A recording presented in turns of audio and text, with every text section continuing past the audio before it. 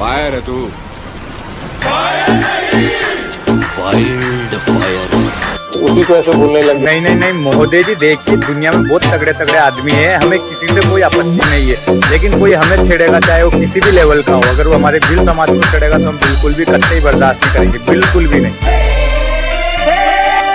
दिल परदेस वाला